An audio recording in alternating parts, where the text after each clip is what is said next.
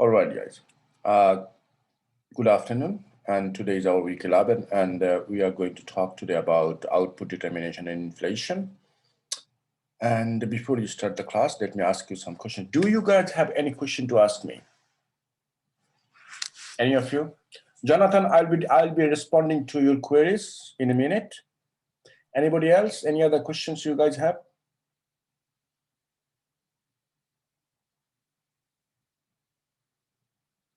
Any questions for me, guys?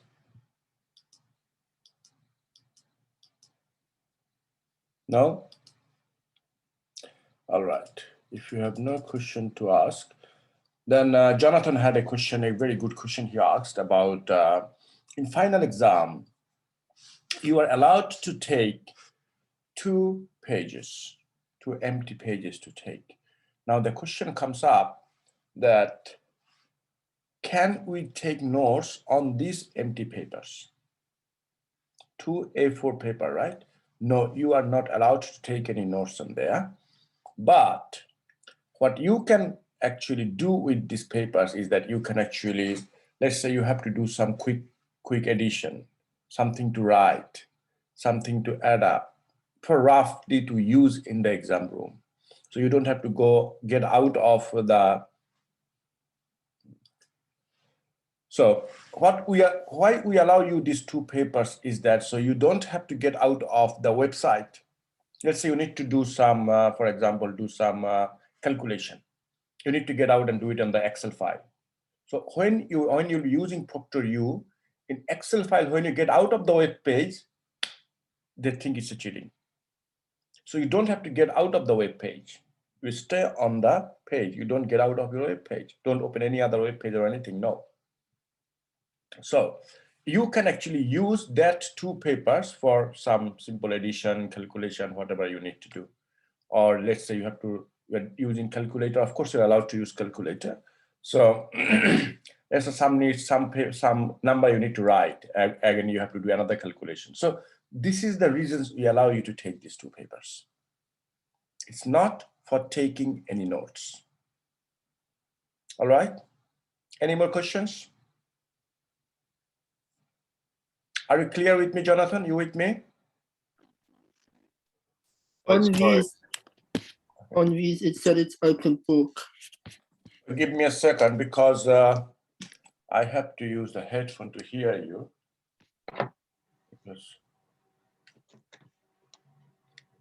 Give me a minute because this speaker is not working well in my case. So, do you mind repeating, please, Jonathan? It says it's open book on views. I'm sorry? He was saying on views, apparently it says it's an open book exam. No, it should not be open book in views. It's on final exam. Let me check in here. It should not be open book.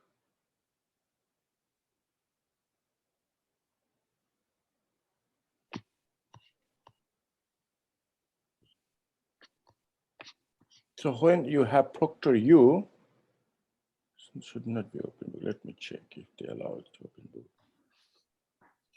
It says permitted resource.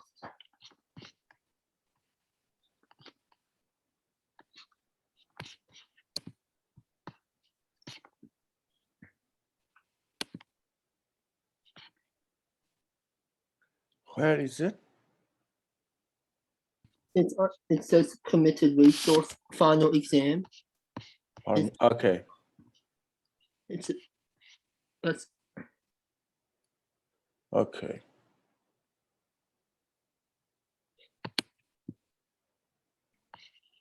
So I see there are inconsistencies on the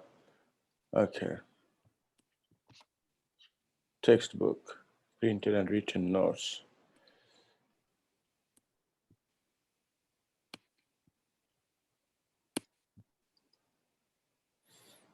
I'm not sure why did they do that, but I'll make it sure actually. Who uploaded this one actually here?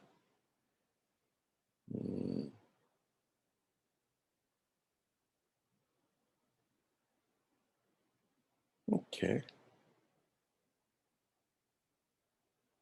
Okay, so this was uploaded by the office, not by me. 2025 session 1 2020. Okay, so they have done it for this term and they decided to be an open book. Okay. So it's open book.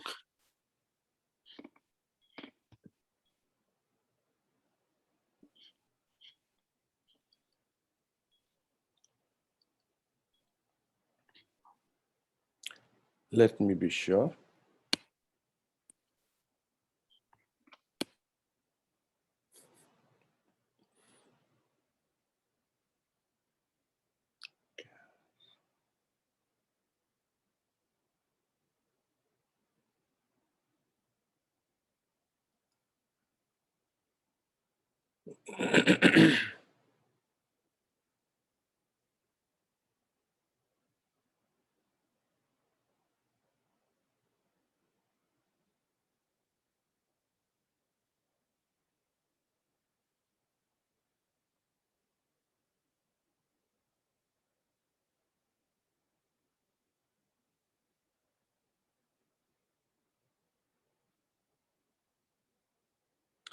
Okay.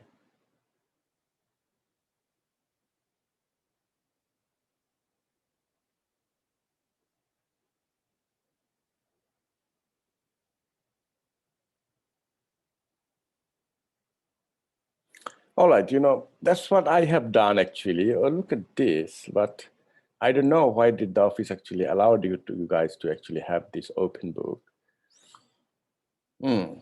Because from my point here was actually it's a closed book exam.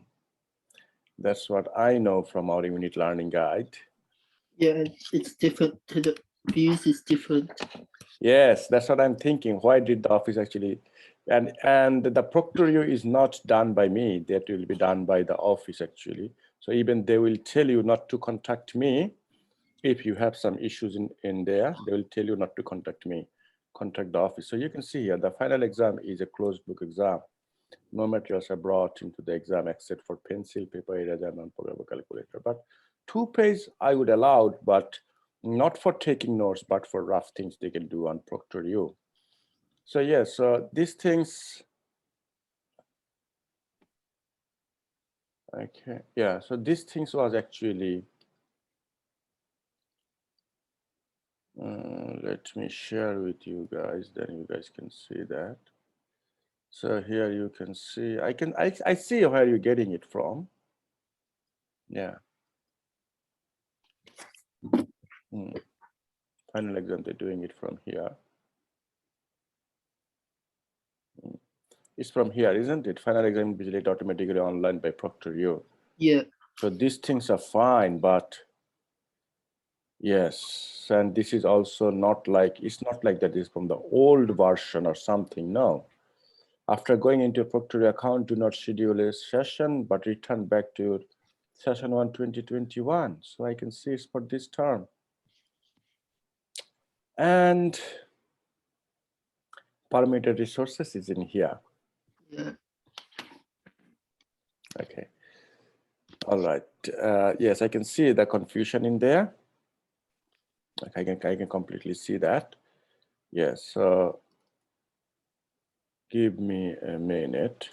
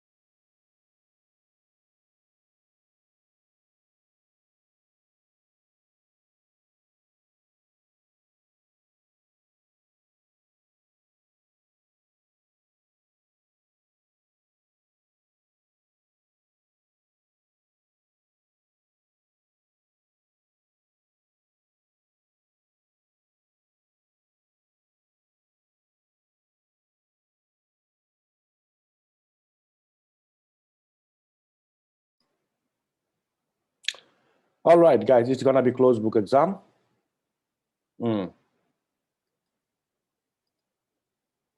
That's a bummer. Yeah, I know. I talked to them, and the office said that no, it's gonna be closed book. Something must have. They have done something wrong. Might be they have done because when they copy and paste, maybe they have forgotten to actually change this up. Yeah. So yes, yes, it will be closed book exam. As per I understand, and they said it's just a preliminary way they uploaded, and it's gonna be changed anyway.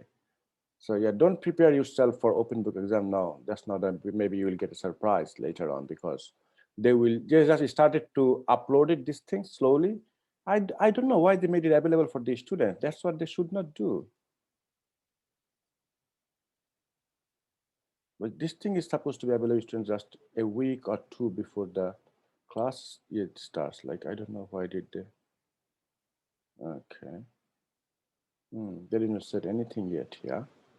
Well, anyway, I'm not gonna touch anything here to be honest, because we don't control the exam. The office does the exam. So I leave it to them, but I let them know that it's not aligned with the unit outline.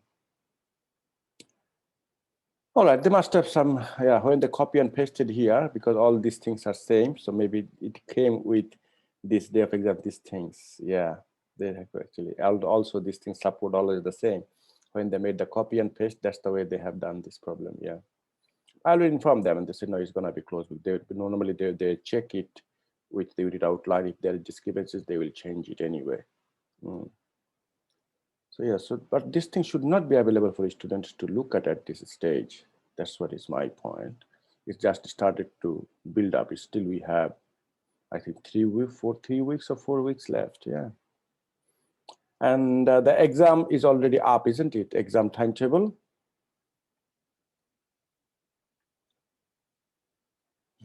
Yeah, it's up. Yeah, that's what they should open only, but I don't know why they open this final exam too. But anyway, maybe they're working on something. I should not go and touch anything. Yes, and as well, like you will see here, they will mention here, please do not contact unit coordinator for supporting during the exam. So I will not be engaged anyway, anything. I know that. Okay. The IT team will do these things, everything, because yeah, that's what I know. So it will be closed book exam, Jonathan.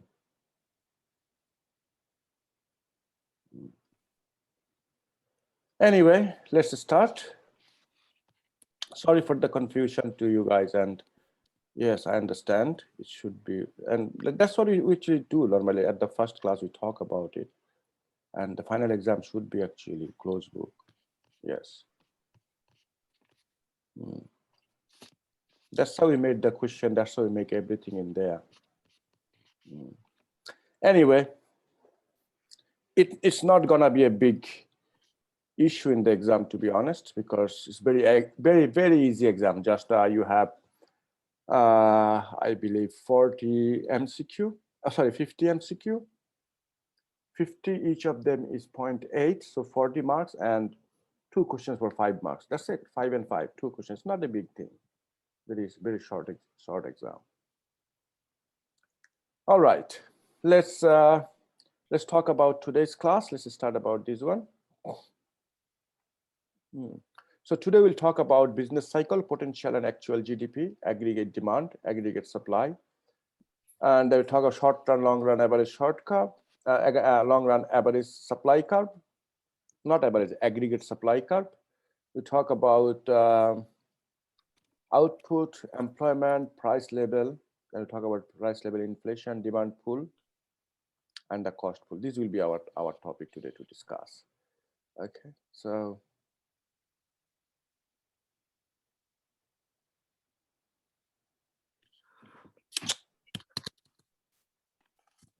scrolling. So aggregate demand and aggregate supply, that we'll talk first. Look, it remains exactly the same way. It remains exactly the same way like we do in macroeconomics, the demand and supply, exactly same demand and supply. But there are some changes there, like we do not call it demand anymore. In macroeconomics, we call it aggregate demand. What aggregate demand is? Demand of Australia. So like normally we talk about demand of a product. That's what we used to talk about, like demand for iPhone 12, demand for iPad, demand for Samsung, demand for Android, demand for this, demand for that's what we used to talk. Now we do not talk about that anymore. What we talk now? We talk about demand of Australia for whole countrywide, nationwide. Now, if I ask you what is demand of Australia, can we say demand of Australia is just beers? Can we say demand of Australia is just red wine? Or some demand of Australia is some beef? Demand of Australia is some pork or some fish? Can you talk like this? No, we cannot talk like this. And we don't know what is the demand. Like there are millions of things Australian people eat, millions of Australian people use, millions they take advantage of, like millions of things they use for goods and services. So now if we say demand of Australia, do we need to talk? Oh, demand of Australia is 10,000 ton of pork, 20,000 or 2 million sharks, 3 million pets. Do we need to talk like this? We will put them in money values. Put them in total money values. That's how we'll talk that. So this says aggregate demand, aggregate supply model is a macroeconomic model that explains the price level and output through the relationship of aggregate demand and aggregate supply. So we will have a demand and supply curve like here. So this is an aggregate demand curve. Like this is actually 95-degree angle. So this is actually their Y. This is their actually called AD curve, is inversely related to the national income. So you go here, this line, I should take a notation so you guys can see. So this line,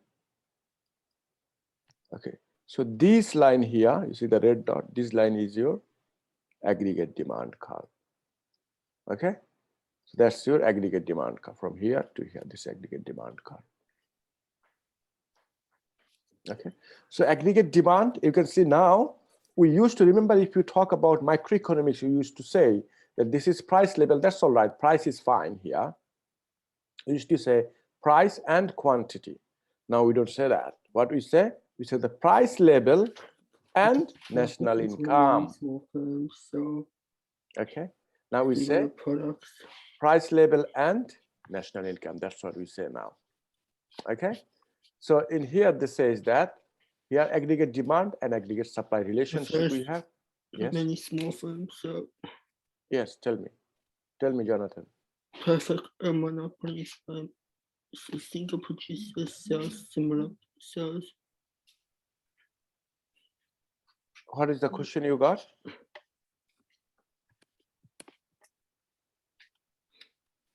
You talking to me, Jonathan?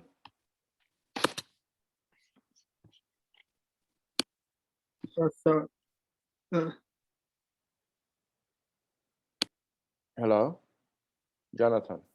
Hello, sorry. Yes. What is your question? Could you please tell me again? Oh, nothing. That's so nothing. Okay. All right. Okay. So I think I'll mute you all. When you guys need to talk, you guys can unmute yourself and talk. Okay. I'll mute you all now. Okay. So I am allowing you to participate, to unmute yourself and talk too. Okay. That's fine. Okay. Now let's move on.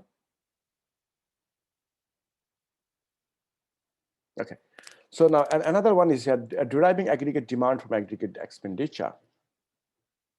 Now look, so this is the thing we have. This is called price level here. This is price level, and this is national income. Okay, and in macroeconomics we had quantity and price. That's what we had in macroeconomics. In macroeconomics we talk of price level and national income. That's what we talk in here. Okay, and you can see here, and this one, you see this line, this is C plus I plus G plus X minus M, this line. This is actually our aggregate expenditure, okay, or aggregate income.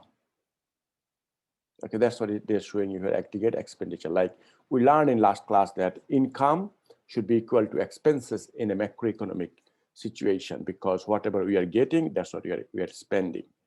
Okay, and if we even save something, that's also again going back to the economic model through banking system. The savings also goes back in the economic model through investment. Okay, all right. So now here this says at P2 level of price, you can see this at P2 level of price. Okay, our national income is Y2. Okay, now if you go in here, relationship here, national income and C plus I plus G plus X plus M, that is actually your aggregate expenditure. We call that expenditure model. C plus I plus G plus X minus M, this expenditure model. Okay, the national income is in here. So at Y2 level, our expenditure is E2. Okay, and E2 and Y2 needs to be exactly same. Again in here, Y1 will be equal to E1. Okay, that's what they try to make you understand from this graph in here. Okay, now we get aggregate demand. So we say again, aggregate expenditure, aggregate demand, both of them will be the same, because as we say, we've seen last week, we have seen in last week that, okay, this is different graph I had drawn for some other class. Okay, we say that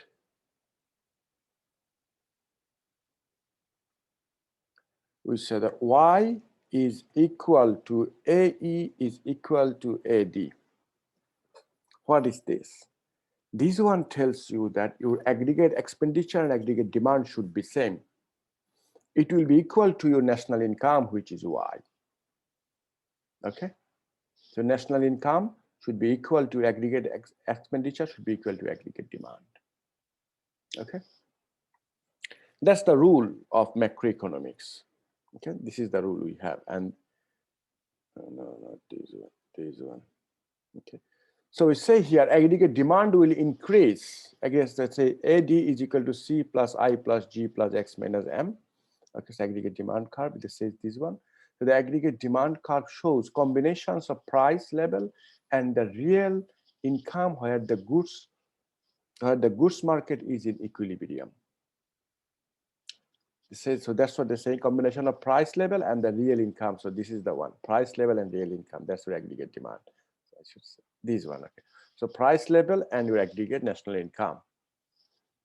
Okay, so aggregate demand curve shows you the relationship between the combination of price level, here is the P1 and P2, this is our price level, and real income, this national income is this side, national income. So this is a price level and national income. That's what aggregate demand curve will show.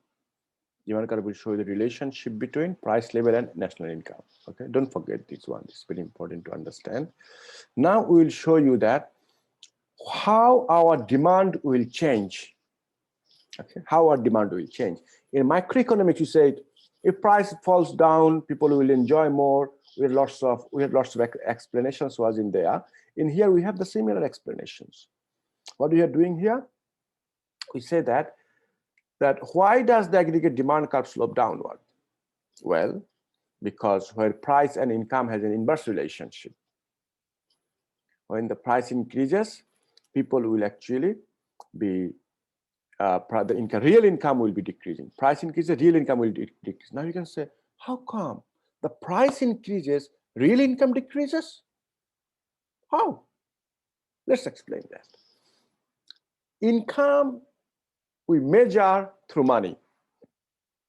I think all of you will agree with me that you will be actually say that, well, income is actually measured by money, monetary terms, how much you earn, right?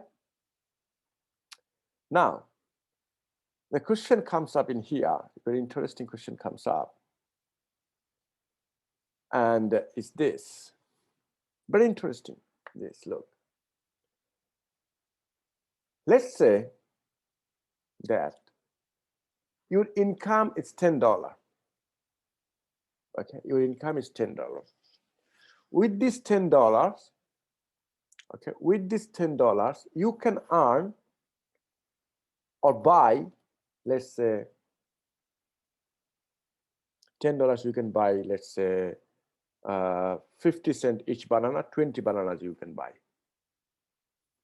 You can buy 20 bananas you can buy.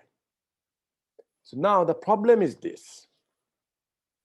Okay, the problem is very this one. Price has increased, price level has gone up. Price level here is actually the inflation, we call it. Okay, and the most of the things price has gone up. Everything. Now in Australia, rent has gone up. The price of houses has gone up. It's not like one or two houses.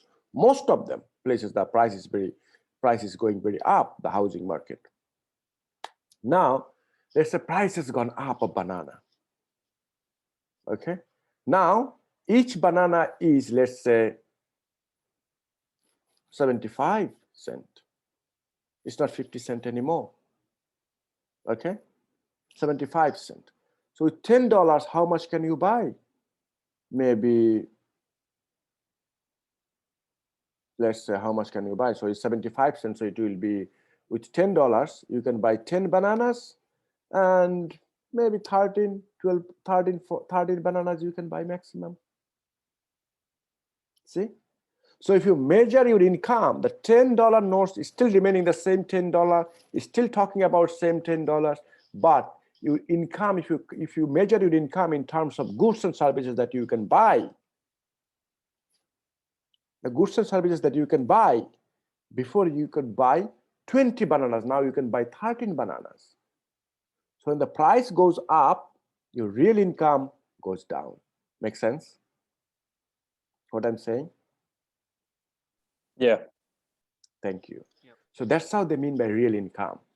Okay, how much you can, your purchasing power goes down.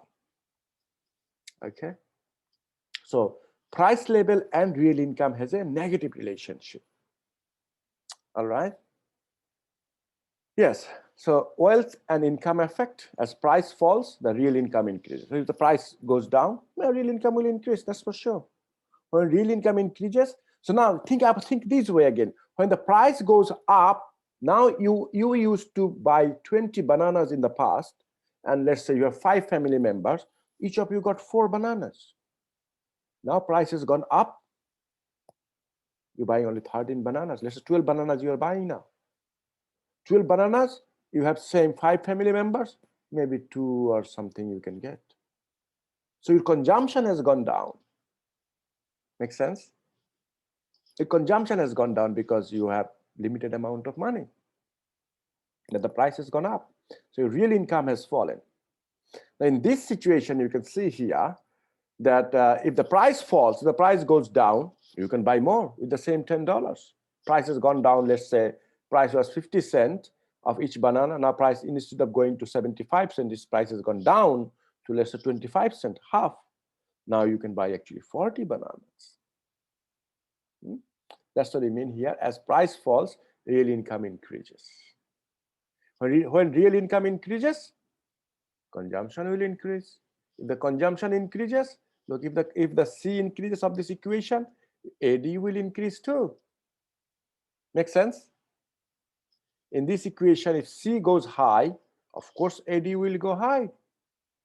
Other things remaining constant. If C goes high, AD will go high. And AD is equal to Y, I said here. AD is equal to Y, AD, AE all equal to Y. So if AD goes high, definitely your income will go high.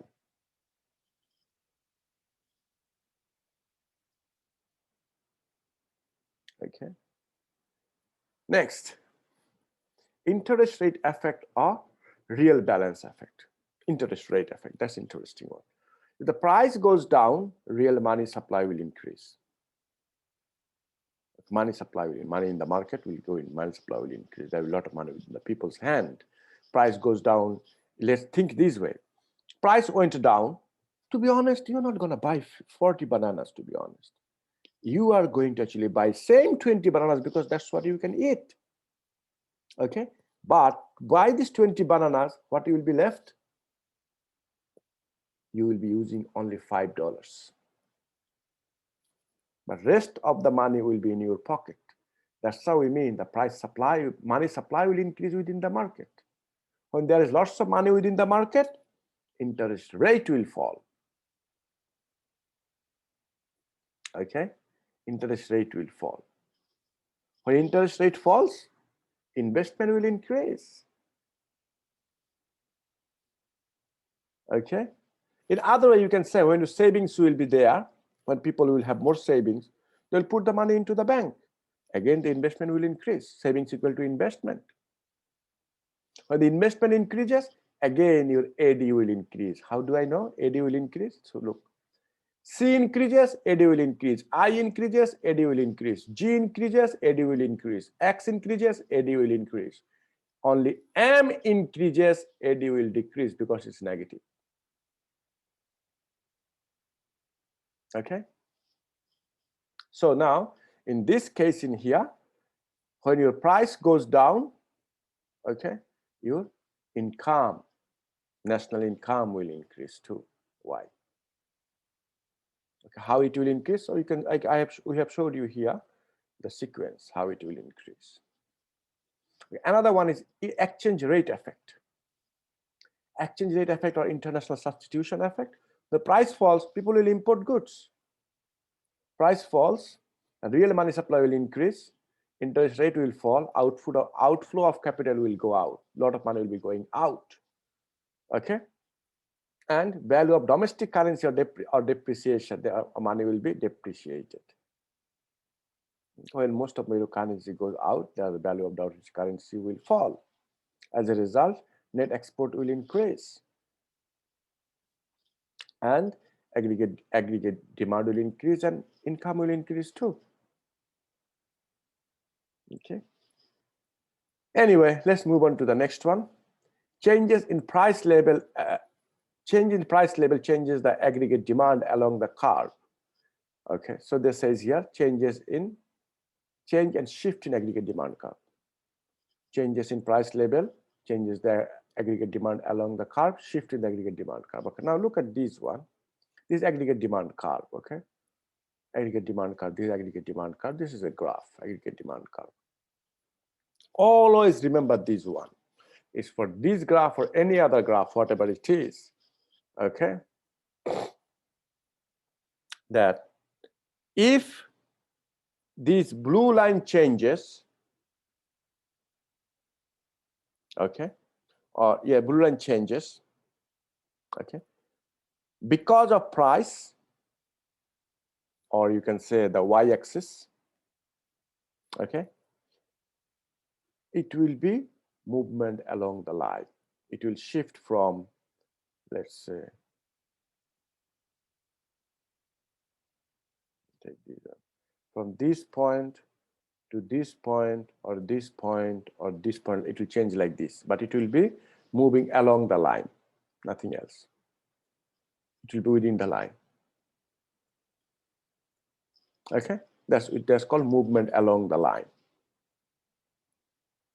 Okay, but if it happens that they are changing not because of the price, but for some other reasons, okay, not because of the price, they're moving for some other reasons, the time this line, the aggregate demand curve, will have a shift. It could shift from here to this side, or it could shift from here to that side, like we did in our other microeconomics demand curve. The same way, it will be like this. Not a very good drawing though. Okay, let's see if I can do something better. All right, let me clear it.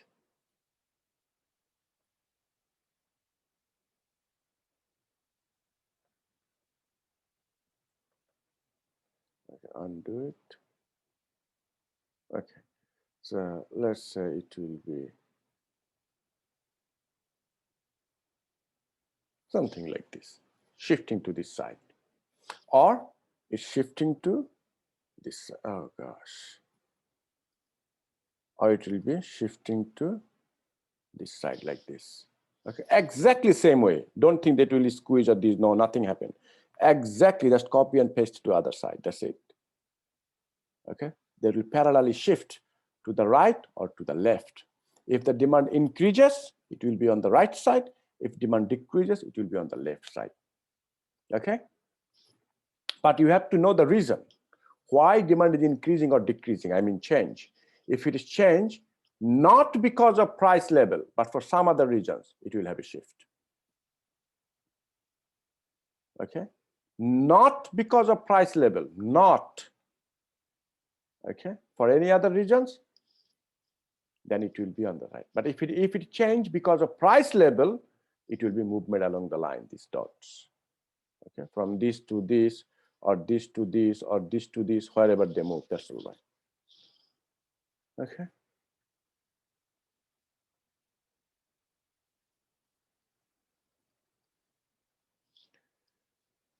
Okay. So that's the aggregate demand curve. So that's what they mean here. Changes in price level, changes if price level changes in price level, see, changes in price level, it means they will movement along the curve, along the line. Another one is shift in the aggregate demand curve. I told you that will be shifting if it is not because of price, but for some other reasons. Increase in any of its components part of AD, like consumption, investment, government expenditure, export or import, shifts the demand curve to the right. So if it happens that demand curve is shifting to the right side, okay, increasing because right side. Why? The demand increase because of people consuming more. Consumption is high, not because of price. Not because of price. Consumption is high. Demand curve shifting to the right. I don't. Yes, here they showed. Yeah, perfectly here they showed. You see, so demand curve will be shifting to the right or left. Here, a shift in the aggregate demand. Yes, this is called shifting. Okay, so shifting from AD1 to AD0 or AD1 to AD2. Okay.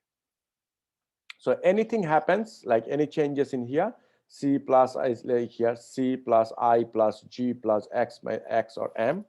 If there is a change in demand curve because of them, it will be shifting to the right or left. Yeah, depends on if it is increasing or decreasing. If it is increasing to the right side, decreasing to the left side.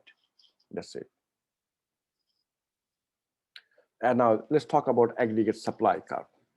The short-run aggregate supply curve shows how firm adjust the quantity of real output they will supply when the price level changes. Holding all units, prices are fixed. So they mean here that how much a country will supply. How much a country will supply if the price level changes. Okay, how much if the price level changes. All right, so it's the short-run aggregate supply curve is upward sloping. Look at here, this aggregate supply curve, like exactly the same like our supply curve, normal supply curve. Okay, again the same thing. If it changes because of the price level, movement along the line. Okay, if it is changing not because of price, shift of the line. Here is the shifting. Exactly the same thing. Okay, and where will be the equilibrium? Demand and supply comes together. That will be the equilibrium. At price level PE, that's price in equilibrium price level. Okay, equilibrium price level in here. So if price increases, if the price level increases, what happens? We have less demand and more supply. There is a surplus within the country. At price level, aggregate supply exceeds the aggregate demand, both contract towards the equilibrium. So both of them will be slowly, they will be actually coming back to the equilibrium point. If the price level has gone down, P2, again, they will have more demand than supply. It means that people is demanding more, but that there is not much supply of that. It means there is shortage into the market. And again, what's going to happen automatically? It will be pushing towards the equilibrium point, and they will come to an equilibrium at one stage. Okay, what is the talking here? All right, so let's go on. Now, long run aggregate supply. Now, is it possible that you can supply as much as you want? Is it possible for any country to supply as much as they want? No, they cannot supply as much as they want. Every country have their limited resources. The whole world has the limited resources. As a result, every country will have their up to certain limit of their production. Yes, in short term, you can see, oh, pay $20, Get one on what is a Napisan, or let's say, yeah, Napisan they call it, Banish. $20, take one Banish. $20, take one Banish. Now, can you do this unlimited? No, you cannot do it unlimited. So I gave you, like, let's say 20 billion. Can you give me 1 billion? Maybe not. So yeah, that's the question comes, because every country has a limited resources in the whole world. You will see, okay, let's say gold.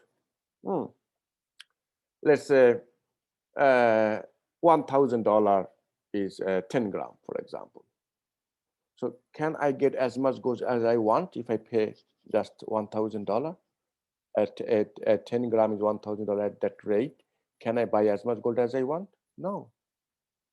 You can buy only as much as gold we have within this world or within this country, not more than that.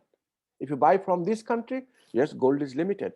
Can we increase can we make 1 gram of extra gold that we have in this world? No, we cannot. Okay. Can we increase 5 kilometers of extra land? Can we make it? No, it's fixed, it's limited. All right, so long run, average, short, long run, aggregate supply cap, not average supply. Sorry, I am always reading average, but it should be aggregate supply. This is the long run aggregate supply curve shows the amount of goods and services an economy can produce when all resources, both labor and capital, are fully employed. The long run aggregate supply means with your all resources are employed, everything you have, providing everything, using every labor and everything, how much a country can produce. That's what it's called, long run aggregate supply. Okay. Long run aggregate supply is vertical, so it means in here, look at that. So you see the red one is aggregate supply for short run, SR, short run. Long run is vertical. It means whatever the price is, you cannot supply more than QF, full quantity, full quantity. It means quantity at full capacity. You cannot supply more than that. Guys, are you guys understanding me? Is that okay? Or you guys confused in anywhere? Can I get some feedback, please?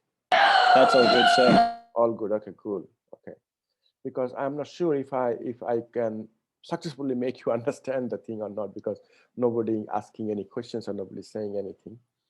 Okay, all right. So if you understand this, I have to say you're a very good student, to be honest. Yes, you understand this concept. Okay, so you can see here aggregate supply curve at long run is actually at the full, is Q full quantity, that much you can supply in the long run. So that's why long run aggregate supply curve is always a vertical line. Whatever price they pay you, you cannot supply more than that. Okay, that's why it says vertical. So price level is PL, is supply this much. Its price level is, let's say in here, supply this QF, not more than that, maximum. Okay, now we'll talk about demand pool inflation and demand pool, and another one is cost push. That is cost push. Demand pool, demand pool, demand pool. Okay, we talk demand pool only here. Cost push is there. Cost push inflation is there too. Okay, we'll talk about cost push too. I think that's all we have to talk about now, demand pool and cost push. Then that will conclude our class for today. Okay, before I talk about demand pool inflation, I would like to talk about what is inflation. Okay, when the average price level goes high in a country, that's what is called inflation. I'll come up later on what is demand pool inflation later. Let's understand first what is an inflation. So inflation is that when the price level will go up. Which price level? Average price level. When the average price level of an economy goes up, that's what we call inflation. How do we know that? Because every single day, okay, Australian Bureau of Statistics, ABS, they're making a notes of what is the price of which item, how much. Okay, what is the price of item? They write it down. Now you can ask me questions. Is it possible to write every day? Yes, they do. Not necessarily each and everything 100%. Not really. But they have a specific basket. Yes, they do keep the data for every single item, but they have, when they calculate the price level to go up or down, they have a specific basket of goods they consider only. That is called CPI method. They use consumer price index method. So where they will show you the price level of a specific goods. Okay, basket of goods. They will talk only these and these baskets of goods. That's what they will measure. And another way to measure inflation is called deflator, GDP deflator method they use. In GDP deflator, that one is calculated by nominal GDP and real GDP. They make a comparison of nominal GDP and real GDP. That's another way of calculating inflation. Okay, so what they do is they check how many items price has gone up, how many items price has gone down. Okay, some item price will go up, some items price will go down. But on average, they will see if the price has gone up or down. If the price has gone up, inflation. If the price has gone down, deflation. Okay, I'll say that here. Deflation is not here, so I write it down. Inflation and deflation. Okay, let's going back. Inflation and deflation. Now, two ways you can get inflation. One is demand pull inflation. Another one is cost push inflation. Now, what is demand pull inflation? Very interesting, very interesting. Okay.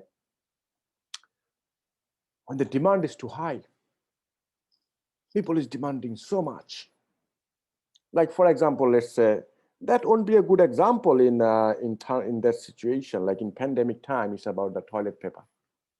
That may not be a good example because they intentionally people did that. Did some bad people that created this rumor in the market that things will not be there. Let's save some toilet paper. That's more very peculiarly important in life. Yes.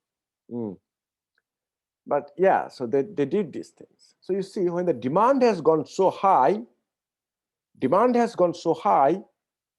price has gone up. Demand pull inflation. So I just give you one example of the one item, but think about the whole country. Not for one item.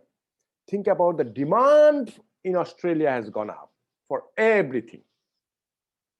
What's going to happen? Average price level will go high, isn't it? Have a look how it works. So here, let's say Australia was in this point, this situation. Okay, Australia was in this situation.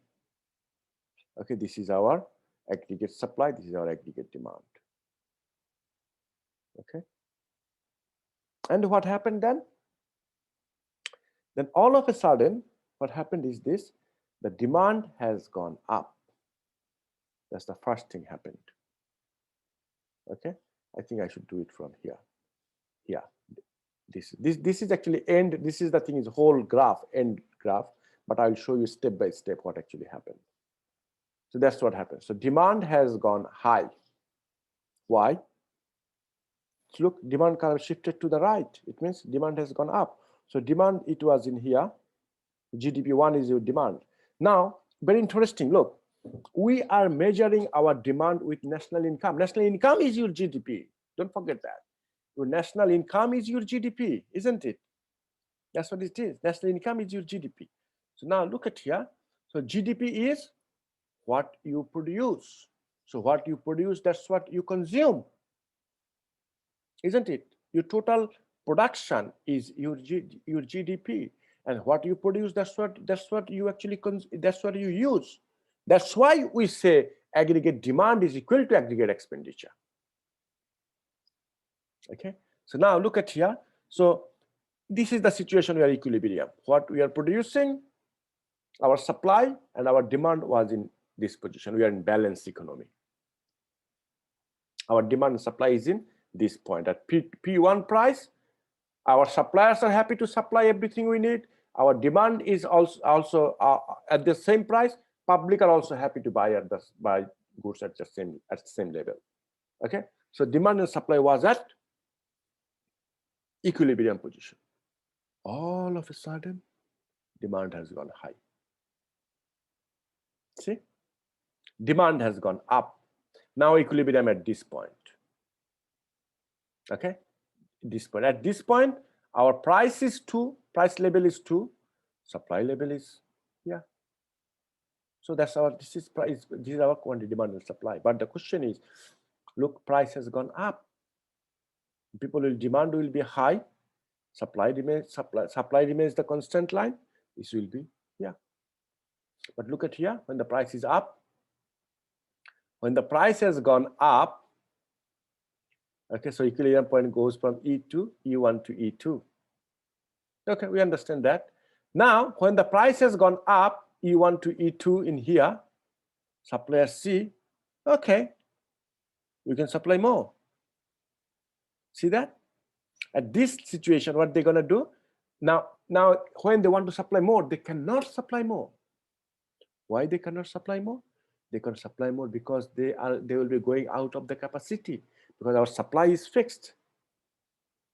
You cannot, so farms are unable to expand real supply because the economy is already at full employment, full capacity. Okay, they cannot supply that much. When they cannot supply at this much, that there's the economy is demanding that we need E2, we need E2 quantity of supply.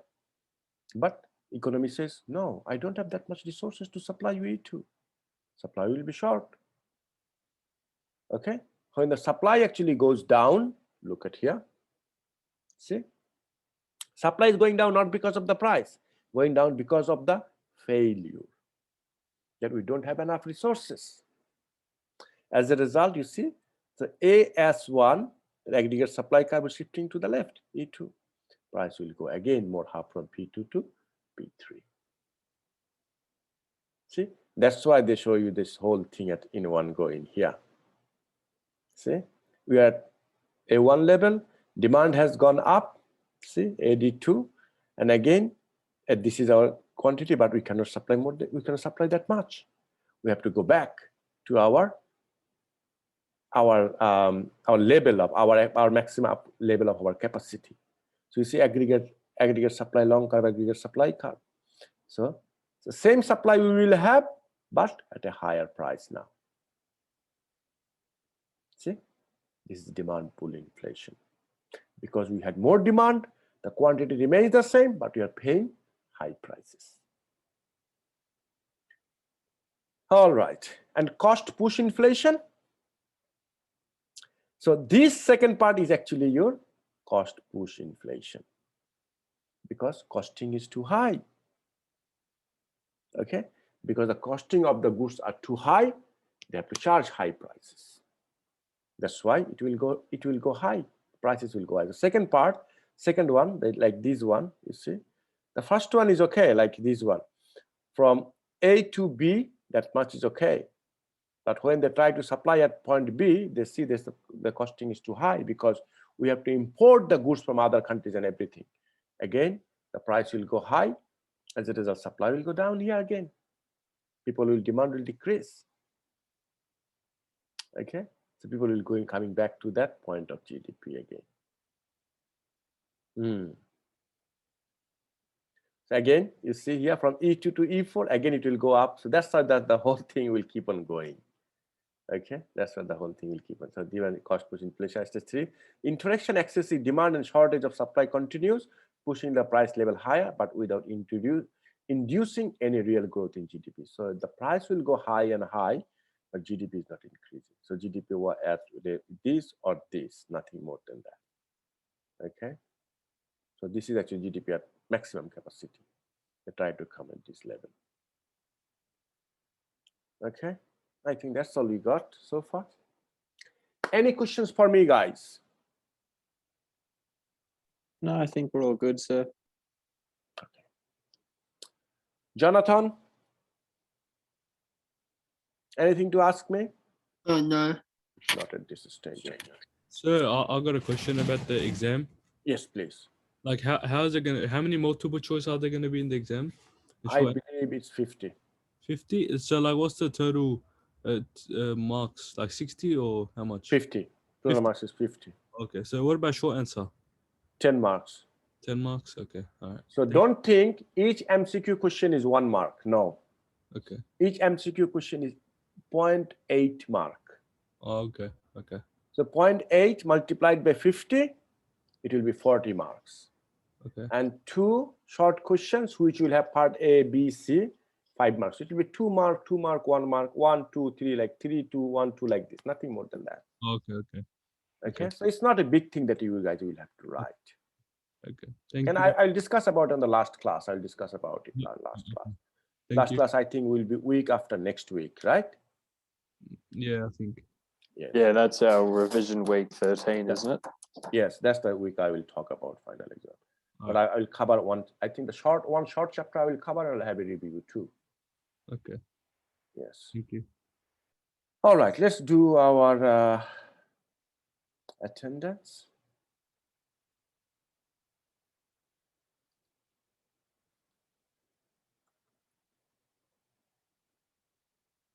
Did you guys do the feedback thing? You guys have to do the feedback for classes. Have you done that? I wasn't aware we had one. No, you don't have it. I don't know. They're supposed to give one. I didn't see it, so. I Okay. haven't gotten an email about it yet. Oh, okay.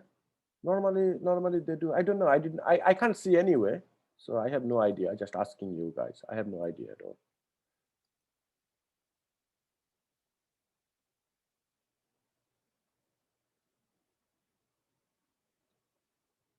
All right.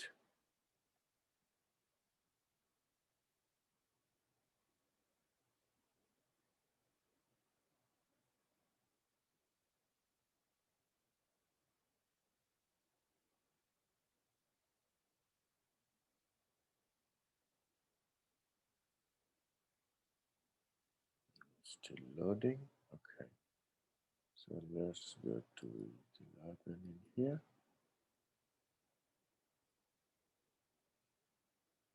10, 11. Okay. All right. Eman Abdullah. Here. Thank you very much, Eman.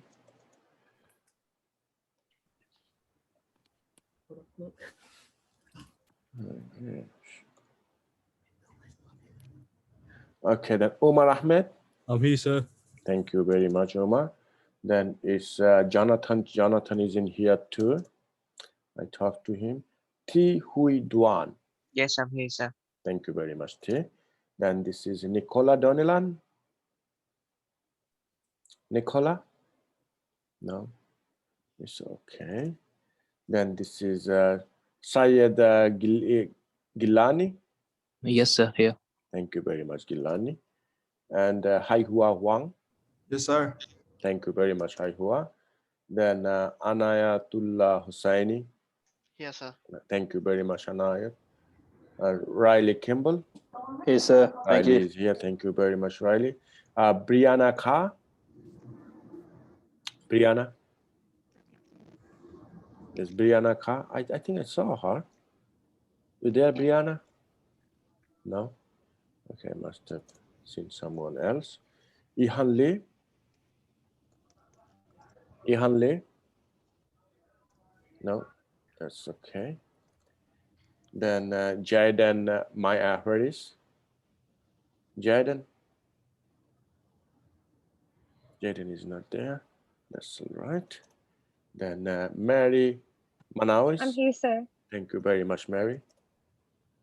And Mai Tu Bu Nguyen. Mai Nguyen. Okay, Mai Nguyen is not here class as well. And Hugo Parsons. Yep. Thank you very much, Hugo. Then this is Jianao Chin. Jianao Chin. No, all right. Like Jeremy Chanel. Jeremy, I think I saw Jeremy. Jeremy there? Jeremy Chanel? No. I think I got a couple of texts in there. Who is that? Oh, okay. Ah, okay, I see. Okay, give me a second, guys. Let me. Okay, okay. Stay cool. Stay cool. Don't get upset. I'll be back soon. Okay. All right. I'll be back soon. Jeremy is there. Okay, stay cool. I'm coming back. Let me finish it up. Then I'm coming back. Murad Shalim. Murad Shalim. No. Okay. Then John Trovas. Yes, sir. Thank you very much, John. Then this is Aaron Wu. Aaron? Aaron Wu? No, he's not there. All right. Then Ji Zheng Jakishi. Ji Zheng Jakishi. No, okay, all right. Then this is Zheng Xingzhu. Zheng Xingzhu. Present. Thank you very much, Zheng Xingzhu. Muhammad Arif Kushuman. Muhammad Mahendra Arif Kushuman. No. Okay, all right. Okay, so I have to check with. This is Yahan Lee, Jeremy Priyanka. All right. Let me push this one in. Okay. So Jeremy is done. Yahan Lee is here. And then I have to go another Brianna Carr. Yeah, that's what I said. I saw her. Yeah. Yeah. I think that should be fine now. Okay, if you guys have no more questions, you guys can log off. I would like to end the meeting. And if you have questions, you guys can still stay back and ask me questions. Who is that? Nicola Long, okay.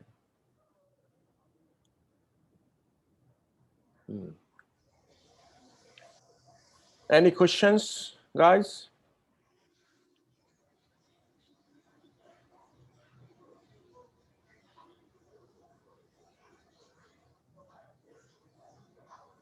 Any questions for me, guys?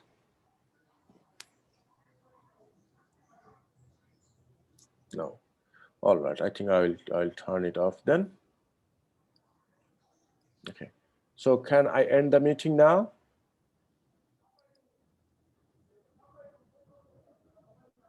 I have 4 students still there. Ihan Lee, you there? Hai Hua Huang.